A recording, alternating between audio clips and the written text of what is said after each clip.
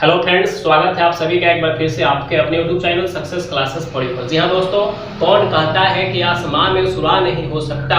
कौन कहता है कि आसमां में सुराग नहीं हो सकता? एक बार पत्थर तो तुम तबीयत से फेंको, एक बार पत्थर तो तुम तबीयत से फेंको। जी हाँ दोस्तों, आप सभी को मैं आज की क्लास में स्वागत करता हूं, क्योंकि यह क्लास आप लोगों के लिए काफ़ी इंपॉर्टेंट होने वाली है। और यह क्लास आप लोगों को मैं बता दूं पिछले बायोलॉजी क्लास से रिलेटेड है। यानी कि पिछले बायोलॉजी क्लास में मैं आपको बताया था कोई भी पुष्पीय पौधा कैसे परागण करके नए फूल के द्वारा फल का निर्माण करते हैं और कैसे बीज बनाते हैं, और इसके साथ साथ कैसे अपने वंश को बनाए रखते हैं। तो आपको मैं पिछले वीडियो में पुष्पीय पौधा में जनन समझाया था, बताया था। उम्मीद करते हैं वह वीडियो भी आपको काफ़ी पसंद आई होगी। तो चलिए हम लोग आज का वीडियो शुरू करते हैं। अर्थात आज का वीडियो आप लोगों का परागण के प्रकार पर आधारित है, यानी कि परागण कितने प्रकार के होते हैं आपको इस वीडियो में जानना है। तो चलिए मैं सबसे पहले आपको एक बार रिमाइंड करा देना चाहता हूँ। आपका जो परागण था वह क्या था, समझ लेते हैं पहले। परागण यानी कि किसी को कहते हैं पॉलिनेशन। चलिए बताइए हमको परागण किसे कहते हैं। तो सिंपली आपको पता है, जब भी एक फूल से पराग कण निकल के, ठीक है, पराग कण निकल के किसी दूसरे फूल पर या उसी फूल के वर्तिकाग्र पर चला जाता हो, तो यही प्रक्रिया परागण कहलाती है। यानी कि पराग कण का जो गमन है, जो कह लीजिए कि स्थानांतरण है, वह हमारा क्या कहलाती है, परागण कहलाती है। यानी कि अगर पराग कण एक फूल से निकल के किसी दूसरे फूल पर, किसी दूसरे फूल या अपने ही फूल के वर्तिकाग्र पर, कहाँ पे, वर्तिकाग्र कहाँ जाती है, वर्तिकाग्र पर चली जाती है, तो उसे हम लोग क्या कहते हैं, परागण कहते हैं। ठीक है, वर्तिकाग्र यानी कि स्टिग्मा। चलिए, तो उम्मीद करते हैं ये टॉपिक आप लोगों का पिछले वीडियो में क्लियर हो गया होगा। तो आज हम लोग परागण के प्रकार जानेंगे। तो चलिए आपको मैं बता देना चाहता हूँ, परागण मुख्यतः दो प्रकार के होते हैं। परागण कितने प्रकार के होते हैं, दो प्रकार के। चलिए आप सभी देख लीजिए यहाँ पर। पहला है हमारा स्वपरागण। पहला क्या है, स्वपरागण। सेकंड है आपका परपरागण। सेकंड क्या है आपका, परपरागण। स्वपरागण जिसे हम लोग इंग्लिश में सेल्फ पॉलिनेशन के नाम से जानते हैं, और सेकेंड है आपका परपरागण जिसे हम लोग क्रॉस पॉलिनेशन के नाम से जानते हैं। चलिए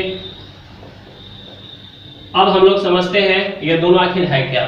स्वपरागण का मतलब है अगर कोई भी फूल स्वयं अपने ही फूल के वर्तिकाग्र पर पराग कण को पहुंचा देती है, पराग कण का स्थानांतरण करा देती है, तो वह है हमारा स्वपरागण। लेकिन अगर बात करें परपरागण का, तो परपरागण मतलब अगर कोई भी फूल किसी माध्यम के द्वारा दूसरे पेड़ के फूल पर या अपने ही पेड़ के दूसरे फूल पर पराग कण को पहुंचाती है, यानी कि पॉलन ग्रेन को पहुंचाती है, तो उसे हम लोग कहते हैं परपरागण। तो यहाँ पर आपको समझ लेना है दोनों के बीच अंतर। अगर स्वयं परागण क्रिया हो रही है तो वह है स्वपरागण, लेकिन अगर परागण क्रिया में कोई दूसरा माध्यम हेल्प कर रही है तो वह है हमारा परपरागण। तो चलिए अब आपको मैं यहाँ पर समझाना चाहता हूँ स्वपरागण। तो देखिए, सेल्फ पॉलिनेशन इसका नाम है, और सेल्फ पॉलिनेशन का मतलब आप समझ लीजिए। सेल्फ का मतलब क्या, सेल्फ का मतलब है स्वयं, और इसके साथ पॉलिनेशन वर्ड जुड़ा हुआ है। कौन सा वर्ड जुड़ा हुआ है, पॉलिनेशन। कौन सा वर्ड जुड़ा हुआ है, पॉलिनेशन, जिसका मतलब क्या होता है, इसका मतलब होता है परागण। अर्थात अगर हम इसका शब्द का शाब्दिक अर्थ पे जाए तो इसका सिंपली अर्थ क्या होगा, सेल्फ मीन्स स्वयं और पॉलिनेशन मतलब परागण। अगर कोई भी फूल में परागण क्रिया स्वयं हो रही है तो उसे क्या कहेंगे, उसे हम कहेंगे स्वपरागण। क्या कहेंगे उसे, स्वपरागण। और ये आपका क्या है, ये आपका परागण के प्रकार है। क्या है ये आपका, परागण के प्रकार। ये क्या है आपका, परागण के प्रकार। तो आपसे जब भी पूछा जाए परागण कितने प्रकार के होते हैं, तो आपको बताना है मुख्यतः दो प्रकार के। कितने प्रकार के, दो प्रकार के। पहला स्वपरागण और दूसरा परपरागण। स्वपरागण में कोई भी परागकण अपने ही फूल के वर्ती कागज पर स्वयं चला जाएगा तो वही है आपका स्वपरागण। लेकिन ठीक इसका विपरीत, अगर कोई फूल का परागकण किसी माध्यम द्वारा दूसरे फूल पर या अपने ही पेड़ के किसी दूसरे फूल पर जाता है तो वह है आपका परपरागण। ठीक है, तो आपसे फिर यह भी पूछा जाएगा कि बताइए स्वपरागण में किसी माध्यम की जरूरत होती है कि नहीं होती है। अच्छा बताइए, जब आप अपना काम स्वयं करते हैं तो क्या आपको कोई कहेगा कि आप माध्यम का सहायता लिए हैं? नहीं ना बोलेगा, सिंपल सी बात है। इसीलिए अगर कोई भी परागण स्वयं हो रही है अर्थात जिसमें कोई दूसरा हेल्प करने नहीं आया तो वह है आपका स्वपरागण, यानी कि वह बिना माध्यम का कंप्लीट हो गया। लेकिन अगर वही परागण किसी माध्यम की सहायता से हुआ है, वह माध्यम कुछ भी हो सकता है। मैं आपको बताऊंगा आगे कौन कौन सी माध्यम इसमें मुख्य रूप से भूमिका निभाती है और जो माध्यम जो एजेंट इसमें काम करते हैं वह सबका नाम अलग अलग है। उसका द्वारा जो परागण है उसको क्या कहते हैं। जैसे अगर कीट के द्वारा परागण हो रही है तो उसको एंटेमोलॉजी कहा जाता है, और इसी प्रकार से अगर चमगादड़ के द्वारा परागण हो रही है तो उसे चिरप्टोगैमी कहते हैं। ठीक है ना, तो इस प्रकार से आपको कई एजेंट, कई माध्यम का जो अलग अलग प्रोसेस है, अलग अलग नाम है, वह मैं यहाँ पे आपको क्लियर करूँगा। तो पहले हम लोग यहाँ पर ये दोनों का प्रकार बारीकी से समझ लेते हैं। चलिए फिगर के जरिए मैं आपको स्वपरागण समझाने का प्रयास करता हूँ। समझ लीजिए स्वपरागण में क्या होगा। मान के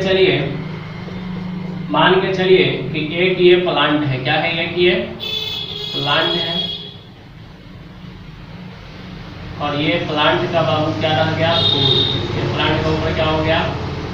फूल। चलिए पहले मैं फूल ही बना दिया हूँ, लेकिन आपको पता है पहले फूल तो आता नहीं है, पहले क्या आता है?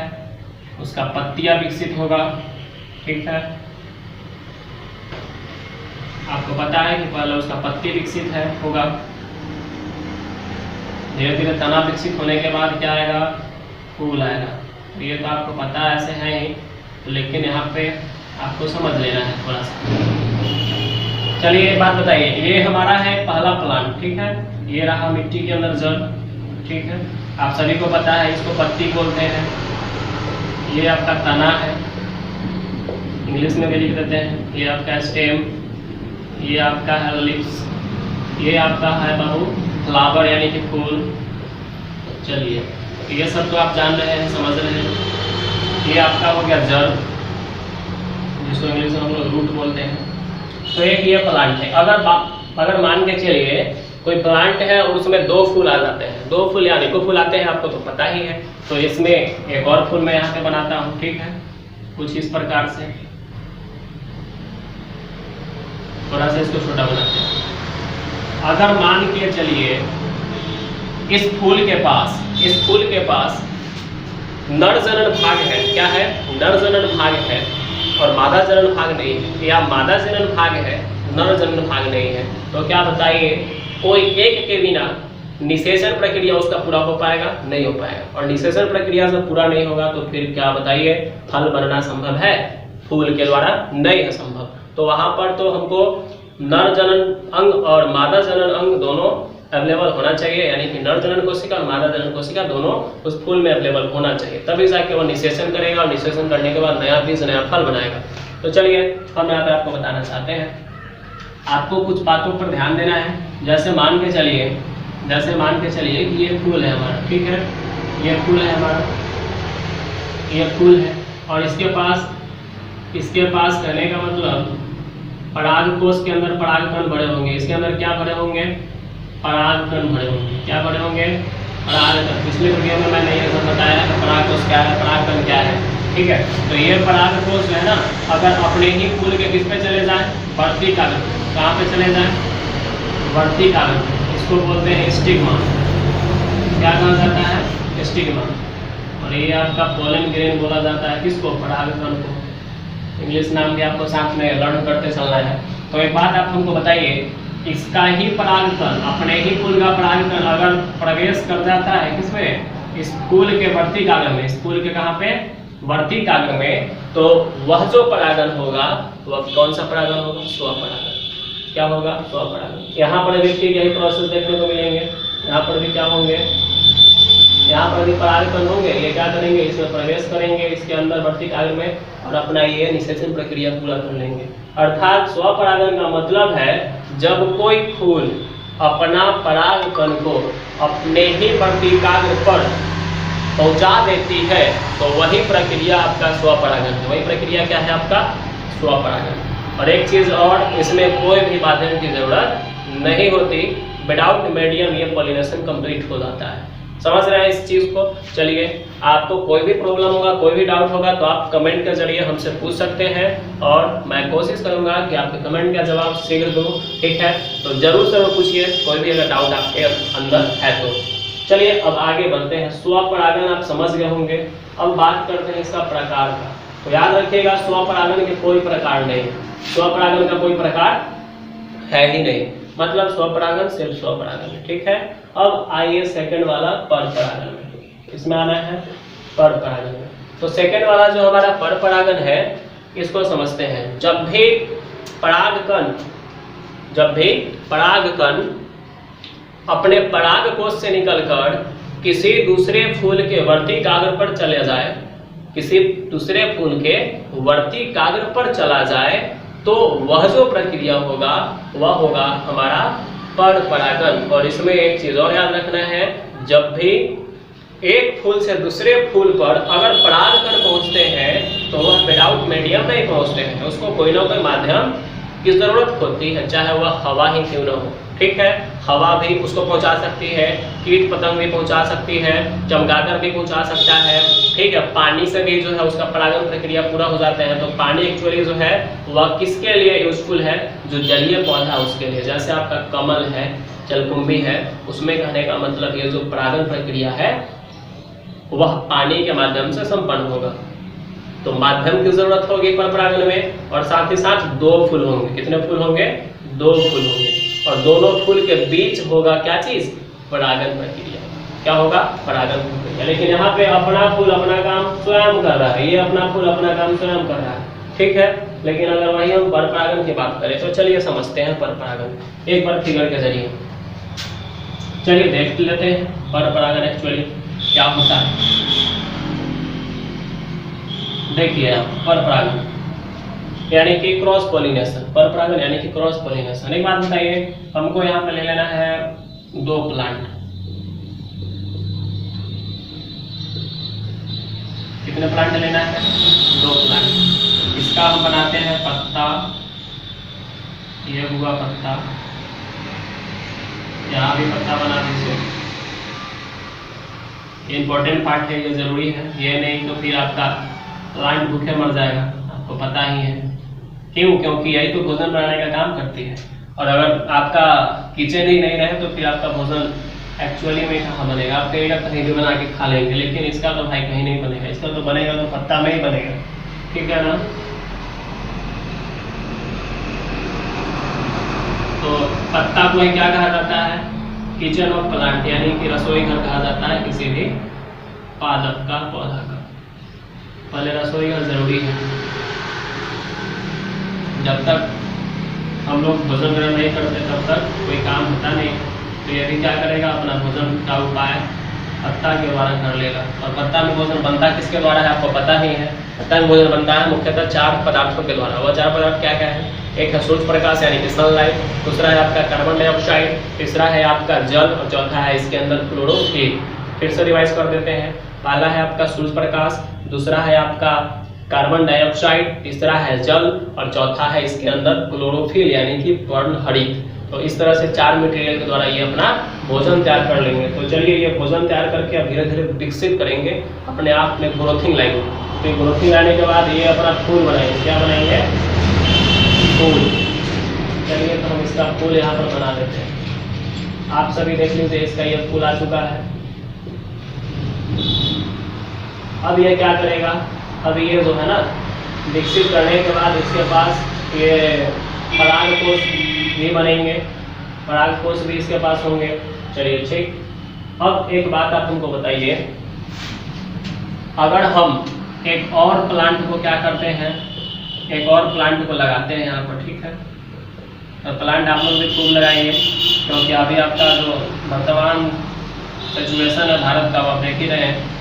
हमारे देश में पेड़ पौधा का जो कमी है इसका खमियाजा कहीं ना कहीं हम लोगों को भुगतना पड़ रहा है। तो ज़रूर से ज़रूर प्लांट को लगाइए, अपने जीवन में 2-4 प्लांट ज़रूर लगाइए। अभी आपको पता ही है ऐसे अनेक लोग हैं जो कि ऑक्सीजन की कमी से मर रहे हैं। जो ऑक्सीजन हमें फ्री ऑफ कॉस्ट प्लांट देती है वो ऑक्सीजन के लिए हमें 50-60 हज़ार रुपये खर्च करके भी नहीं मिल रहे हैं समय से। तो इसलिए क्या है ना कि इसका महत्व को समझना है। चलिए, तो ये लगाना ज़रूरी है। चलिए हम यहाँ पे लगाते हैं। ये लगा दिए सेकंड वाला, और रियल में भी मैंने लगाया है, ये नहीं कि सिर्फ बोर्ड पे लगा रहा हूँ, ठीक है ना। रियल में भी मैं प्लांट 1-2 लगा दिया है अभी तक, ठीक है ना। ऐसे फिर कभी वीडियो के जरिए आपको मैं दिखाने का प्रयास करूँगा। एक हमारा जो सेकंड चैनल है जो कि है कुंदन सर ब्लॉग्स के नाम से, कुंदन सर ब्लॉग्स। तो आप चाहिए और उस पर हमारा चैनल को सब्सक्राइब कीजिए, और जल्द ही उस पर हम अनेकों ब्लॉग्स के रूप में वीडियो डिलीवर करेंगे। तो पहले आप उस चैनल को सब्सक्राइब करें, ठीक है। अपना प्यारा आशीर्वाद जरूर दें, तभी जा करके मैं उस पर और भी वीडियो अपलोड करूँगा। ऐसे पहले से कुछ वीडियो उस पर अवेलेबल है। तो चलिए, कुंदन सर ब्लॉग्स जो कि चैनल का लिंक डिस्क्रिप्शन के जरिए मैं आपको प्रोवाइड कर रहा हूँ। तो ज़रूर से ज़रूर आप क्या कीजिए, हमारे सेकंड चैनल को भी सब्सक्राइब कीजिए, अपना प्यारा आशीर्वाद ढेर सारा उस पर देने का काम कीजिए, ठीक है। चलिए देखते हैं हम लोग यहाँ पर सेकंड वाला जो प्लांट है। सो ये हमारा सेकंड वाला जो प्लांट है कुछ इस प्रकार से बना देते हैं, ठीक है। कुछ इस प्रकार से बनाते हैं। अब बताइएगा हमारा प्लांट आप लोगों को कैसा लग रहा है। ड्राइंग हमारा उतना सही नहीं है, बशर्ते बना लेते हैं। हमको तो बाबू समझना है आगे। चलिए देखिए क्या समझना है।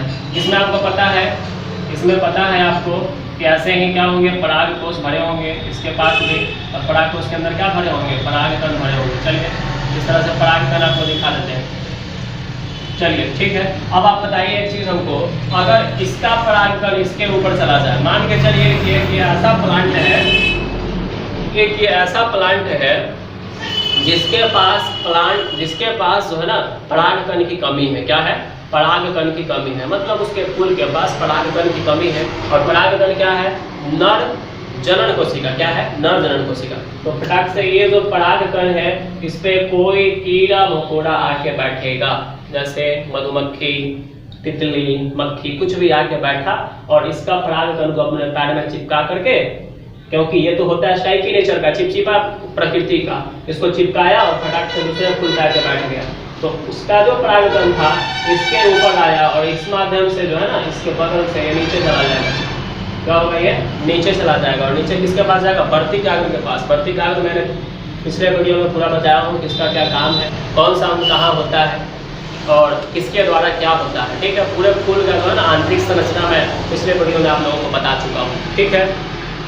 चलिए देखिए, ध्यान दीजिए यहाँ पर। अब एक बात बताइए, ये जो हमारा पॉलन ग्रेन है इस पर अगर जा रही है तो बताइए यहाँ पे 2 फूल है कि नहीं है। हो सकता है कि 2 पौधा का 2 फूल, या हो सकता है कि एक ही पौधा का 2 फूल के बीच भी ये प्रक्रिया अगर हो, यानी कि परागन हो, तो ऐसी परागन को कौन सी परागन कहते हैं, पर परागन, यानी कि क्रॉस पॉलिनेशन। क्या कहते हैं, क्रॉस पॉलिनेशन। उम्मीद करते हैं कि आप समझ गए होंगे। तो इसमें एक बात आपको याद रखना है, पर परागन जो है 2 फूल के बीच होगा, लेकिन ये जरूरी नहीं कि 2 पौधा के बीच भी होगा।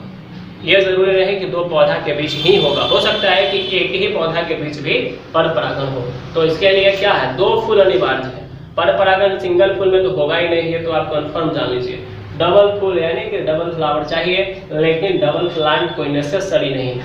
हो सकता है कि इसके पास और भी कोई फूल हो, और भी इसके पास क्या हो, फूल हो, और जो इसका परागकण है इसके पास चला है हवा के माध्यम, कीट के माध्यम, किसी और माध्यम से। तो हमको यहाँ पे याद रखना है, जब परागन क्रिया 2 फूल के बीच हो तो ऐसी परागन को क्या कहते हैं, पर परागन। और इसमें 2 प्लांट हो भी सकते हैं, 2 प्लांट न भी हो सकते हैं, ठीक है। अब आगे बढ़ते हैं पर परागन के प्रकार। अब आगे किस में जाना है हमको, पर परागन के प्रकार। अभी तक आप लोगों ने पर परागन, स्वपरागन समझ गए होंगे। और क्रॉस का मतलब क्या होता है आपको अगर हम इसका शाब्दिक अर्थ बताएं, क्रॉस जोड़ पॉलिनेशन, यही 2 वर्ड से बना है ना, क्रॉस जोड़ पॉलिनेशन। तो बताइए क्रॉस का मतलब क्या होता है, क्रॉस का मतलब सिंपली आपको क्या समझना है, दो। क्या समझना है, दो। अच्छा क्रॉस होता है क्या चीज, दो चीज में होता है ना क्रॉस, तो आपको सिंपली क्या समझना है, दो या एक से अधिक कह सकते हैं ना, आप कह सकते हैं ना एक से अधिक कह सकते हैं, एक से अधिक। तो एक से अधिक जो फूल होगा उसके बीच क्या होगा, परागन होगा। क्या होगा, परागन होगा। ठीक है, तो उसे हम क्या कहेंगे, पर परागन कहेंगे। उम्मीद करते हैं आपको समझ में आ रहा होगा। आप सभी को मैं यहाँ पे बताना चाहता हूँ स्वपरागन का एक भी प्रकार नहीं, लेकिन पर परागन का 3 प्रकार। पर परागन कितने प्रकार है, 3 प्रकार। तो बताइए पर परागन के प्रकार। पर परागन के प्रकार में हम लोग चलते हैं। पर परागन के मुख्यतः कितने प्रकार हैं, 3 प्रकार। लिख लीजिए पर परागन के मुख्यतः, देखिएगा पर परागन के मुख्यतः 3 प्रकार है। पर परागन के मुख्यतः 3 प्रकार है। कितने प्रकार है, 3 प्रकार है। चलिए पहला अगर हम बात करें तो ये है समजात पुष्पी परागन। क्या है पहला, समजात पुष्पी परागन, जिसको हम लोग क्या कहते हैं,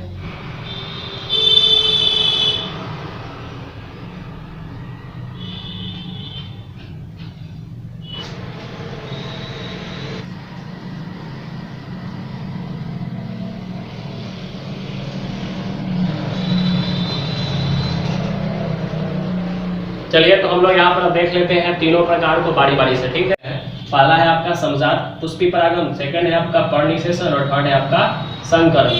ठीक है, तो समजात पुष्पी परागन का मतलब क्या होता है, जब एक ही जाति का, जो कहने का मतलब प्लांट है, उसके 2 फूल के बीच अगर परागन क्रिया हो रही है तो उसको क्या कहेंगे हम, समजात पुष्पी परागन। जैसे ये फूल, जैसे ये प्लांट है, पौधा है, इसका अगर एक और फूल यहाँ पे हो और आपस में ही क्या होने लगे, परागन होने लगे, एक ही पेड़ के 2 फूल के बीच, तो वैसे परागन को क्या कहेंगे हम, समजात पुष्पी परागन। ठीक है, अगर वही हम बात करें सेकंड का, सेकंड जो हमारा आपको दिख रहा है वह है आपका पर्णनिषेचन। सेकंड क्या है आपका, पर्णनिषेचन। तो पर्णनिषेचन आपको समझना है थोड़ा सा।